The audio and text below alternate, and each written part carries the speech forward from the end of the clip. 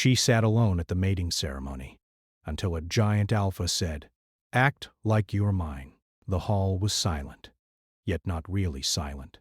A soft hum of voices, the rustle of silk gowns, and the low, impatient growl of anticipation filled the air. It was the day of the mating ceremony, the day every noble and powerful creature in Varelia waited for once every 10 years. A day of destiny, fear, and hope, all wrapped in one. Lyra sat at the far end of the grand hall, her hands folded tightly in her lap. She had been invited, of course, as a noblewoman, though no one had expected much from her. Orphaned young, raised by distant relatives who viewed her as a quiet, unimportant shadow, she had learned early that sitting alone was safer than being noticed. The hall shimmered with enchantments. Silver light poured from crystal chandeliers, each tiny flame dancing as though alive. Moonlight streamed in through arched windows, turning the polished marble floor into a river of liquid silver. Banners of every clan hung from the ceiling, each embroidered with symbols of strength, power, and legacy. The air was thick with magic. Every noblewoman, every alpha, carried their own aura, their own force that seemed to hum against the walls. Lyra felt small. She always felt small in crowds like this. Everyone around her had titles, power, or charm. She had nothing. Only the strange flickering magic in her veins. Something she could not name or control. Something she had always hidden. The ceremony began with a roar of horns and a wave of applause. One by one, the alphas of each clan entered the hall. Their presence made the room tremble. Some were tall, some were muscular, some carried a quiet, dangerous intelligence that made people shiver. And then there was Cale. He did not enter quietly. The doors of the hall swung open, and a shadow fell across the room. He was immense, even among alphas. Broad-shouldered, tall as a tower with eyes like storm clouds, and a presence that seemed to pull the air around him closer. When he walked, it was like the hall itself leaned forward in respect or fear. Lyra noticed him immediately, not because he was the largest, nor because he radiated raw power, but because he looked directly at her, and for the first time she felt seen. Cale moved with slow, deliberate steps. His gaze was sharp, not cruel, but intense, as if he were reading her soul. He passed all the noblewomen, all the whispers, and stopped before Lyra. The room seemed to pause. A ripple went through the audience. People whispered her name. Who is she? Cale's voice was low, carrying just enough for her to hear. Act like you're mine. The words were simple, commanding, and impossible to ignore. Lyra's heart skipped a beat. She did not know what to say. The room waited, but she said nothing. Her lips parted, yet no sound came. She wanted to flee, yet she could not. His presence anchored her in place. The ceremony master, an old woman with eyes like glass, raised a hand, ready to announce Lyra as Cale's chosen mate. The hall erupted in whispers, gasps, and shock. Lyra's hands trembled. Cale leaned closer, and his voice softened just enough to feel like a secret. You are not invisible. You never were. You said, I see you. Something stirred deep within her. A strange heat of recognition, a pull that went beyond fear or respect. She had always been alone. And now, someone powerful, someone terrifying, was calling her out of the shadows. Lyra's magic flickered. He had felt it tonight, stronger than ever before. It hummed like a storm waiting to break. And Cale seemed to sense it too. His eyes flicked with an almost imperceptible acknowledgement, a warning, and a challenge. The ceremony continued, though everything else faded into a blur around her. Cale did not release her gaze. Every alpha in the hall seemed to bow slightly in deference, though none spoke aloud. The air was thick with unspoken tension. Lyra felt it in her bones. This was not just a ceremony. It was a challenge, a test, and a beginning. The other alphas selected their mates, some with ease, some with hesitation. Each chosen woman approached her alpha with grace, a practiced smile, a quiet acknowledgement of their shared power. Lyra remained seated, frozen, caught between fear and fascination. She had never been in this position before. She had never been seen truly, and now the eyes of the most feared alpha in Virelia were upon her. Then the master of ceremonies gestured toward her. The hall quieted. "The alpha of the Storm clans has chosen his mate," the voice rang clear. "Step forward, Lady Lyra." Lyra's knees felt weak. She rose slowly, her hand still shaking. Every eye in the hall followed her. Every whisper seemed louder than the last. And yet, as she walked toward Cale, she felt a strange certainty.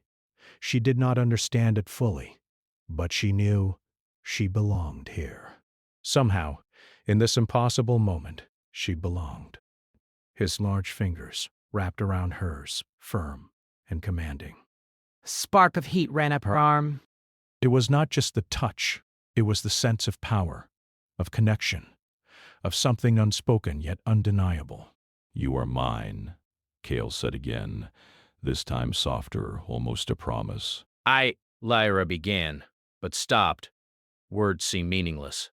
She could feel the magic in her veins stirring again, trembling with anticipation, as if her very essence recognized him. The ceremony master raised her hands. "The bond is acknowledged," she said. "Let the night begin." And with that, the hall erupted into applause, cheers, and excitement. Yet Lyra felt none of it. All she could feel was Cale's hand in hers, the weight of his gaze, and the strange, thrilling, terrifying promise of what was to come. They left the hall together, Cale's stride confident, Lyra's cautious but steady. The city outside was bathed in moonlight, the street silent save for the whispering wind and the faint echoes of the ceremony. Cale did not speak at first. He walked beside her, his presence a silent shield. Finally, he stopped near the cliffs overlooking the dark sea. The wind whipped her hair around her face. Cale turned to her. "You do not know what you've stepped into," he said. His voice was deep, steady, but not unkind. "You are not weak, but you are untested, and you will be tested." Lyra swallowed. "I'm not afraid," she said, though part of her heart quivered. Cale's eyes softened slightly. "Good. Fear makes one careless, but neither should you think it will be easy. You have power, a rare kind, and it draws danger as much as it draws me." She looked at him, trying to read the storm behind his eyes. Something was broken there, something he fought to hide. And yet, he did not seem cruel. He seemed human, vulnerable in ways she did not expect. "You could walk away," he said, almost gently, "but you will not. You will stand with me, and the world will notice. You will stand because you must." Lyra felt a shiver run down her spine. The wind carried a scent of salt and rain, of power and promise. She nodded slowly, unsure what courage this was, but it was courage nonetheless. Cale's hand tightened around hers, not harshly, but as if to remind her he was there, and she was not alone. "Good," he said. "Tonight is only the beginning. But for now," he looked out at the horizon, where the moon shimmered on the black waves. "We survived this night together." A silence settled between them, comfortable yet electric, filled with the weight of what had begun. Lyra realized in that moment that everything she had known about her life, about her quiet, unseen existence, had changed. The world was wider, darker, and more beautiful than she had ever imagined. And Cale was at the center of it all. The wind carried a faint whisper, almost like a warning. The shadows along the cliffs seemed to shift, alive. Lyra shivered, not from cold, but from anticipation, from fear, and from a strange, thrilling sense of destiny. She did not yet understand what she was stepping into. But one thing was clear. From this moment, she was no longer alone. And Cale would not let her go. The night had fallen like a heavy curtain over Virelia, and the silver moonlight spilled across the cliffs, turning the sea below into a sheet of liquid light. The wind whipped fiercely, carrying the scent of salt and storm. Lyra's heart raced as she followed Cale along the jagged path leading to his fortress, perched like a crown of stone above the black waves. The fortress was older than the oldest tales in Varelia. Its towers reached into the clouds and its walls were carved with runes of power and protection. Every step Lyra took echoed in the empty halls, a sound that made her pulse thrum with both fear and excitement. Cale's hand occasionally brushed against hers, a reminder that she was not invisible, that she was chosen. They entered the grand hall, dimly lit by torches that flickered with an almost living flame. The air smelled of old stone, incense, and something faintly electric.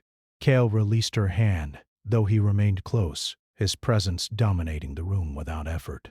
"You will need to understand the rules here," he said, his voice low and steady. "This fortress is not just stone and magic. It is alive. It reacts to what we feel, what we do. Your shadow magic, it will feel stronger here."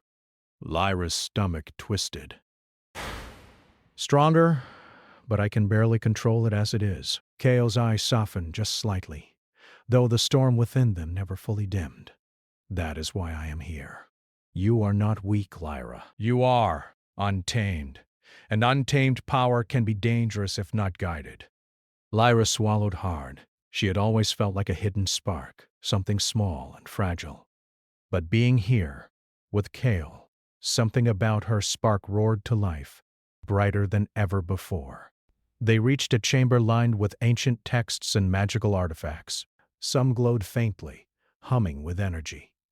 Cale gestured for her to sit, and she did, unsure of what was expected of her. "I need to see it," Cale said quietly. "Your magic. Not in the ceremony, not hidden behind fear. I need to see what you are." Lyra hesitated. The memory of the hall, of the power that had almost erupted, made her hands tremble. She closed her eyes, took a deep breath and let her magic flow. Just slightly, a faint shimmer of shadow dancing along her fingertips. Cale's gaze sharpened. "Careful. Do not let it control you. Let it show you, guide you, but do not surrender to it." Lyra nodded. The shadows responded to her fear, swirling around her fingers like smoke. And then, slowly, they began to obey, forming shapes, patterns, a small dance of darkness that reflected her own pulse. Cale watched intently, a strange mix of pride and concern in his eyes. "You are stronger than I expected," he said. "Stronger, and yet so fragile. It is a dangerous combination." Fragile. The word hit her harder than she thought it would. She was fragile, yes, in the eyes of the world. But not here. Not with him. She was something else. Something untested. Something powerful. The evening passed in quiet study. Cale taught her to focus, to guide the shadows instead of fearing them. He did not touch her again, not physically, but his presence was a constant, like a tether to the ground in the midst of chaos. Lyra felt herself learning, slowly, steadily, the magic bending and listening to her will. As the night deepened, Cale finally spoke in a voice softer than she had heard before. "Do you know why I chose you?" Lyra shook her head. I don't understand why you would." "Because," he said, "you are not afraid of being alone. You are not afraid of being seen. And you carry something inside you that mirrors my own darkness. I have carried it for years, locked it away. But you reflect it back at me, and I cannot look away." She had never thought of her magic as anything but a burden, but in Cale's eyes it seemed important, powerful, alive. And for the first time she wondered if perhaps she was not a mistake, not an invisible shadow, not a ghost in the world, but a spark of something greater. Suddenly, a sharp noise cut through the quiet. The door to the chamber rattled violently. Lyra jumped back as Cale's stance shifted, alert and ready. Shadows seemed to coil around him, as if sensing danger. A voice called from the hallway, sharp and demanding, "Cale! Open the doors! You know why we are here!" "They have come for you," he said to Lyra, his tone clipped. "Urgent. The noble family who envies your blood. They know of your magic and want to claim it. They will not hesitate to use it." Lyra's eyes widened. They want to take me. Kale's shadow deepened, forming around him like a cloak of darkness. They want your power, and if you resist, they will destroy everything in their path. Fear prickled along Lyra's spine, but she refused to show it. She had faced fear before, always alone. Now, beside Kale, she felt something else. Determination. She would not run. She would not hide. Kale moved toward the door, his steps silent despite his size. Lyra followed, her own magic rising within her, a protective shimmer that wrapped around her like a second skin. The hallway was dark, the torches flickering as the wind outside howled through the stone. Two figures stood at the end, noblemen of another clan, their eyes sharp, their hands resting on weapons. Their intention was clear. They would take her by force if necessary. Kale stepped forward, and the shadows around him writhed like living things, forming a wall of black that pushed the intruders back. His voice, deep and commanding, echoed through the hall. "You will not touch her." The men hesitated. Fear was visible in their eyes, though they tried to mask it with arrogance. Kale's presence was overpowering. His shadow magic surged, a silent warning of what would happen if they advanced. Lyra felt her own power respond, instinctively moving in sync with his. Shadows curled around her, smaller than Kale's, but alive with intention. She did not need to think. Her body and magic moved together, protective, defensive, assertive. The intruders faltered, taking a step back. Kale's eyes never left hers. "Do you understand now?" he asked quietly, so only she could hear. Lyra nodded, her chest pounding. I understand." With a wave of his hand, Kale sent the intruders fleeing. They stumbled over each other in haste, and within moments the hallway was empty again. The wind howled, the torches flickered, but the immediate danger had passed. Kale turned to her, a faint smile touching his lips. "You are learning quickly," he said, stronger than most. "But this is only the beginning. There will be more tests, more challenges, and sometimes danger will come when you least expect it." Lyra met his gaze, no longer just afraid, but curious, resolute. "I'm ready," she said softly. "I want to learn. I want to control it." Kale's expression softened, though the storm behind his eyes remained. "Good. Because your shadow magic is tied to you in ways you cannot yet understand, and it is tied to me as well. That is why I chose you. That is why you cannot walk away." A long silence settled between them, heavy with unspoken words and mutual understanding. Lyra felt the bond forming, subtle but undeniable. It was not just fear, not just power. It was trust, tentative and fragile, but real. The night wore on. Kale guided her through exercises, teaching her to focus, to control, to shape her shadows with intention. Each success, each small victory, brought a spark of pride to Lyra. She had always believed she was insignificant, invisible. Now she was seen, noticed, needed. By the time dawn crept over the horizon, painting the fortress walls in soft gold, Lyra felt exhausted yet alive. She had learned more in one night than she had in her entire life. And Kale had not let her stumble, nor had he left her alone. He had guided, protected, and challenged her in ways she could not yet name. Kale finally spoke, his voice quiet but firm. "Rest now. Tomorrow, we begin again, and you must be ready. The world is not kind to those who hide their power, nor to those who are chosen by one like me."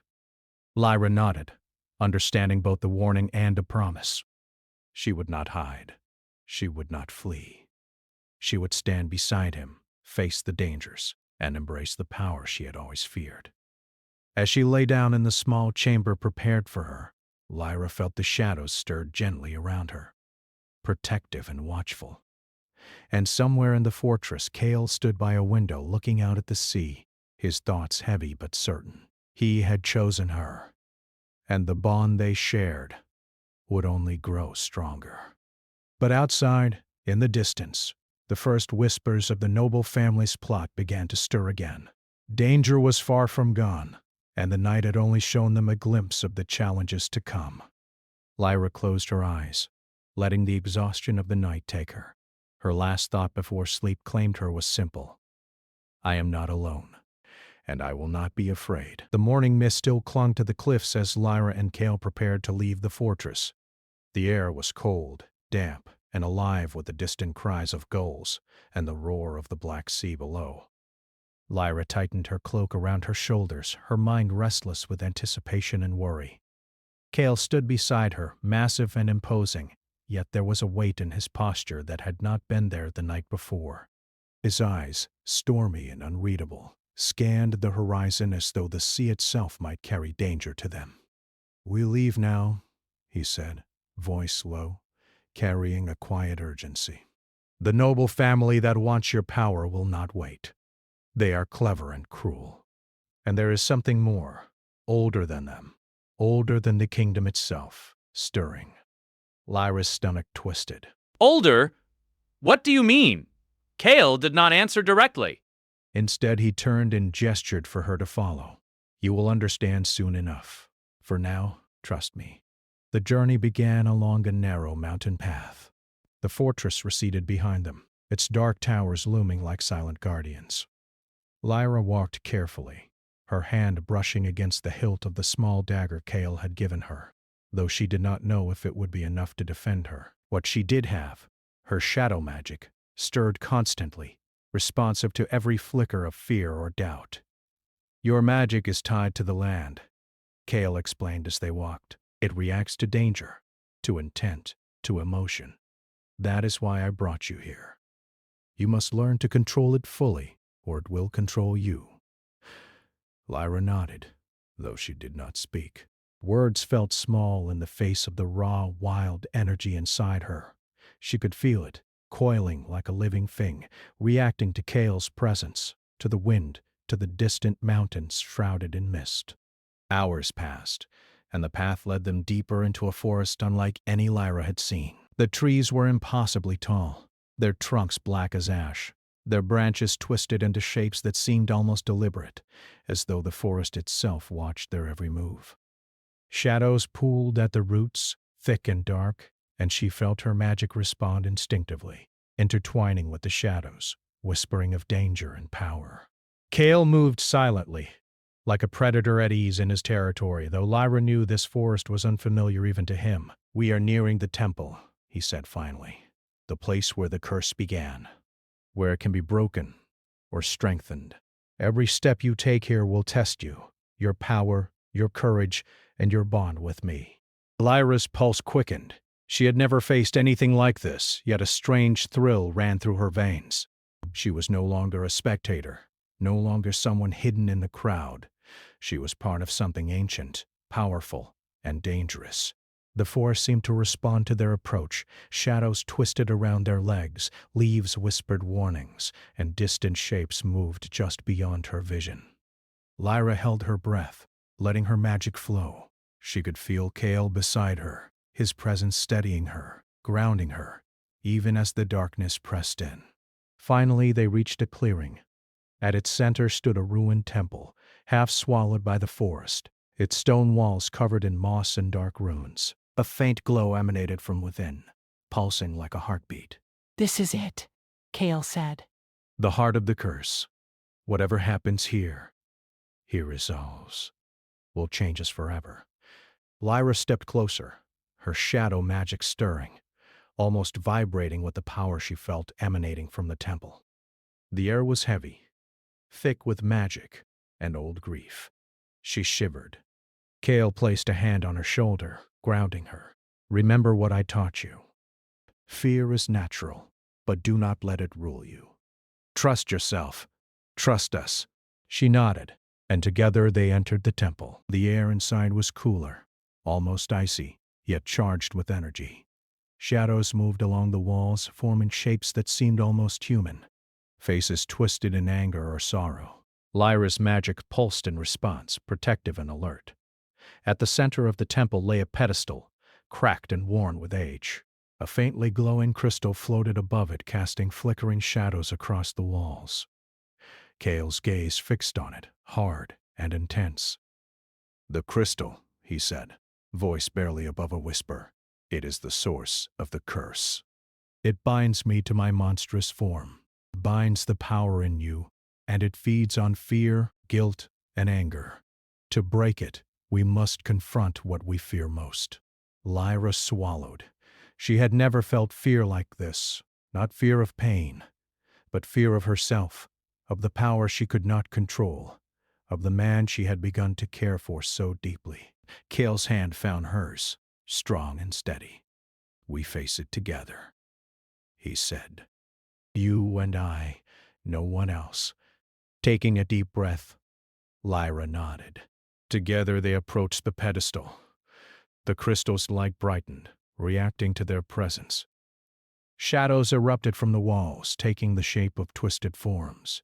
Beasts, spirits, shapes of people lost to time. They circled them, whispering doubts, fears, and memories. Cale stepped in front of Lyra, protective yet not shielding her from the challenge. "Do not look away," he said. "Do not hide from them.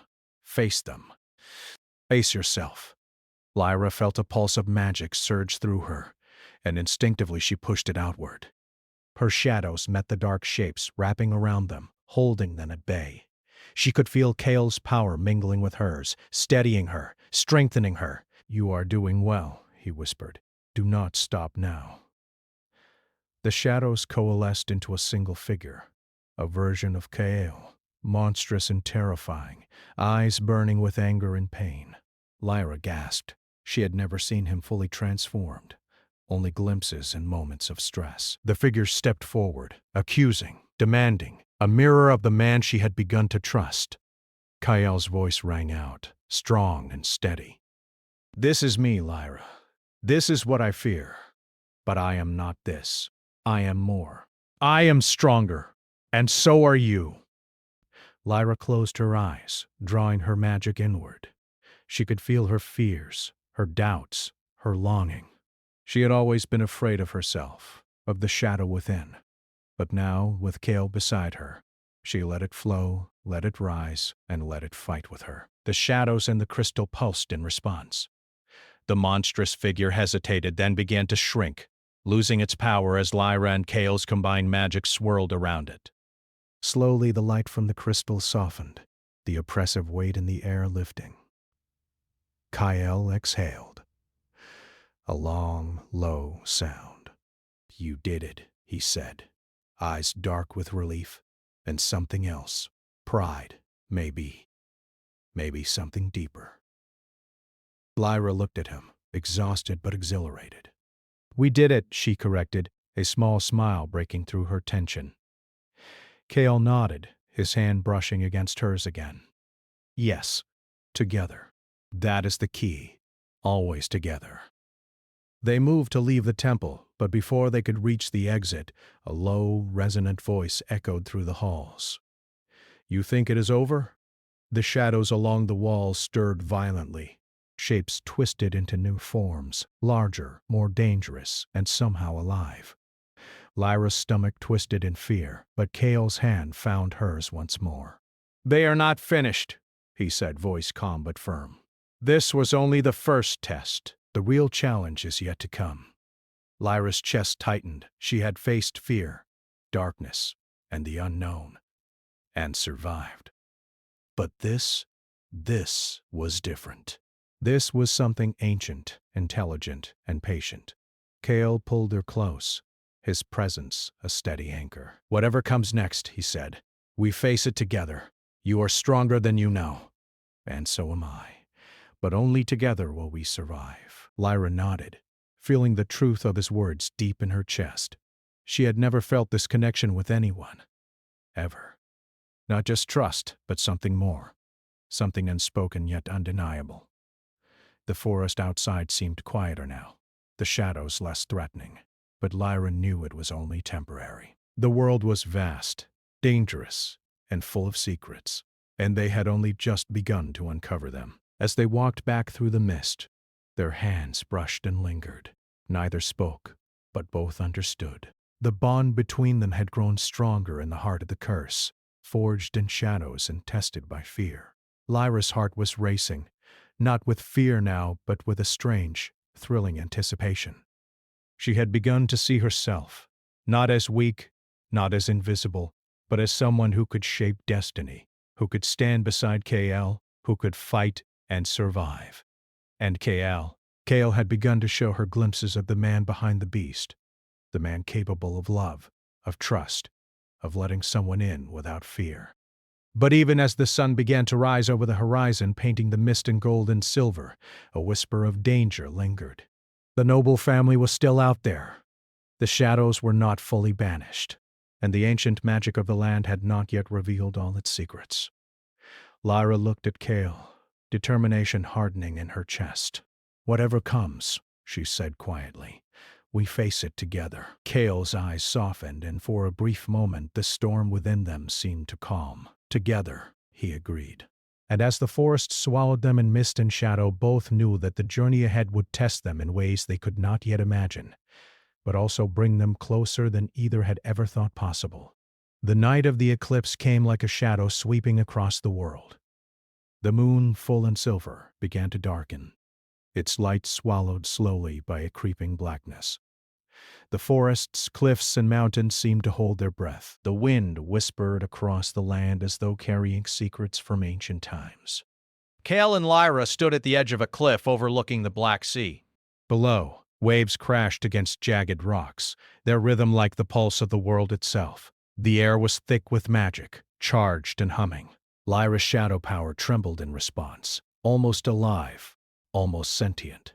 "This is it," Kale said quietly, voice carrying both gravity and awe. "The eclipse awakens the full magic of the kingdom. Whatever comes will not be subtle." Lyra nodded, gripping the hilt of her small dagger, though she knew it was almost irrelevant. Her magic was her shield, her sword, and sometimes her guide. "I'm ready," she said, though a flutter of fear danced in her chest. Kale's hand found hers, steady and strong. "You must be. But remember, the true challenge is not the shadows outside. It is what we carry within ourselves." Together they descended into the valley below, where the ruins of an ancient temple stood. The same place where they had faced Kale's curse had been transformed. The eclipse had stirred the land's ancient magic. Stones glowed faintly and shadows twisted unnaturally along the ground. The crystal that had bound Kale's curse floated above the altar again, brighter than ever, pulsating with a rhythm that seemed to call directly to their hearts. Kale knelt before the crystal, placing both hands on the cold stone. "The power here is alive," he said. "It feeds on fear, guilt, and regret. If we do not confront it together, it will consume us." Lyra stepped forward, shadows curling around her like protective wings. "Then we face it together," she said. The crystal's glow flared suddenly, blindingly bright.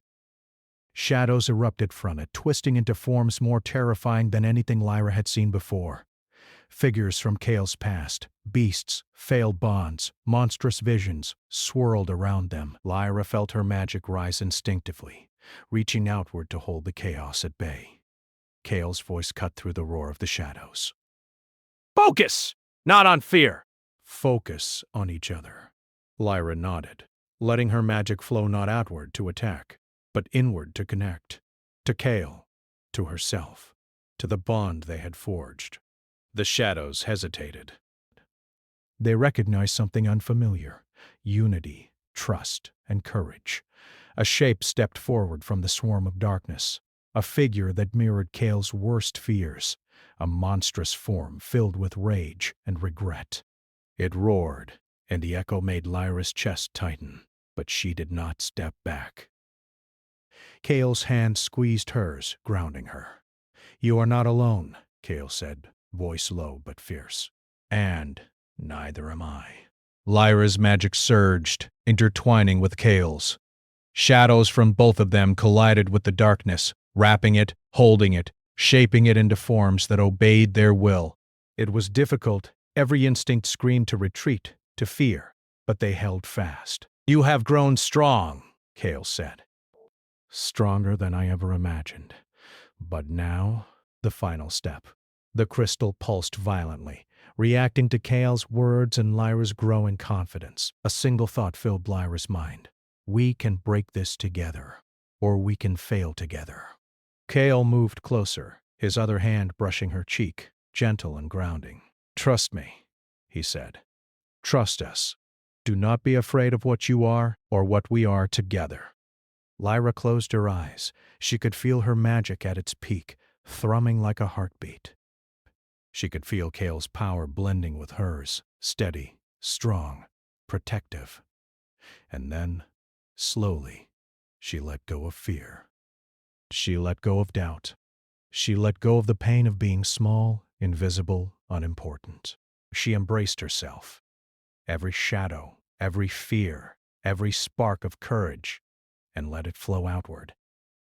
The crystal shivered, then cracked, sending light pulsing in all directions. The shadows screamed, twisting, writhing, but Lyra's power held firm.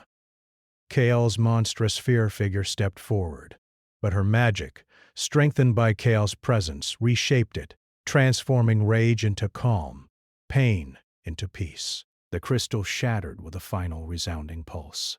The light surged, then softened, bathing the temple ruins in silver glow. The shadows collapsed, dissolving into nothing. Silence followed, heavy, complete, and almost sacred. Kale exhaled slowly, a sound of relief and exhaustion. It is done, he said, though the weight in his voice suggested he meant more than just the curse. It is truly done. Lyra sank to her knees, drained but exhilarated. Her magic faded, leaving her trembling yet alive. We did it, she whispered. Kyle knelt beside her, brushing hair from her face. Together, he corrected, smiling faintly. Always together. They remained in silence for a long moment, letting the reality of what they had done sink in. The land was quiet now, peaceful, as though it too was recovering from centuries of pain. The bond between them was deeper, stronger, unbreakable. And yet, even as they rose and walked toward the cliff's edge, the wind carrying the scent of the sea and freedom, Kale's eyes darkened slightly. He did not need to speak. Lyra could feel a faint echo of danger still lingering, a whisper of magic older and deeper than anything they had faced. We are not done, he said finally. The eclipse fades, but it does not erase all shadows. There are still forces in the world that do not wish us well. And now we are stronger, so they will come for us with more cunning than before. Lyra nodded. She had faced fear and survived, faced herself and her power and survived. Whatever came next, she knew they would face it together. Then we face it, she said firmly, her voice steady, her magic humming faintly as if echoing her words. Kale reached for her hand again, their fingers intertwining naturally. Yes, together.